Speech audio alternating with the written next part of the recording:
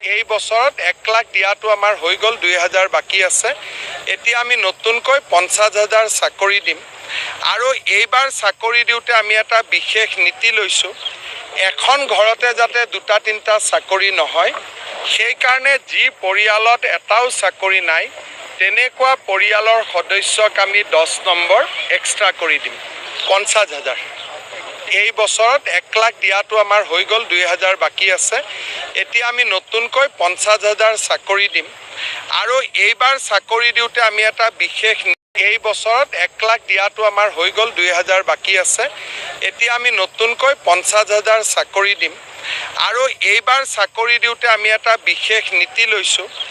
এখন ঘৰতে যাতে 2-3টা চাকৰি নহয়, সেইকাৰণে যি পৰিয়ালত এটাও চাকৰি নাই তেনেকুৱা পৰিয়ালৰ সদস্যক আমি 10 নম্বৰ এক্সট্ৰা কৰি দিম, 50,000। এই বছৰত 1 লাখ দিয়াটো আমাৰ হৈ গ'ল, 2000 বাকী আছে। এতিয়া আমি নতুনকৈ 50,000 চাকৰি দিম আৰু এইবাৰ চাকৰি দিওঁতে আমি এটা বিশেষ আপোনালোকে ইতিমধ্যে শুনিলে যে অসম চৰকাৰ চাকৰিক লৈ ডাঙৰ ঘোষণা কৰিলে অসমৰ মুখ্যমন্ত্ৰী ছাৰে 2024 চনৰ ভিতৰত আপোনালোকৰ 50,000 চাকৰি আপোনালোকৰ দিয়াৰ কথা ইতিমধ্যে ঘোষণা কৰিছে।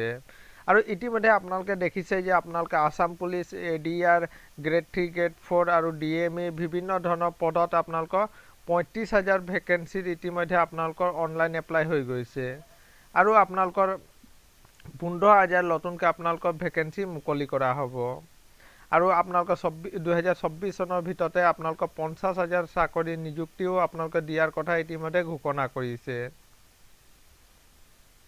নিবনুৱা বন্ধু বান্ধৱীসকলৰ বাবে বহুতে ভাল খবৰ। এইটো আছিলে বন্ধু বান্ধৱীসকল এটা সৰু সুৰা ইনফৰমেশ্যন। যদি ভিডিঅ'টো ভাল লাগিছে তেনে চেনেলটো ছাবস্ক্ৰাইব কৰি দিব। ধন্যবাদ।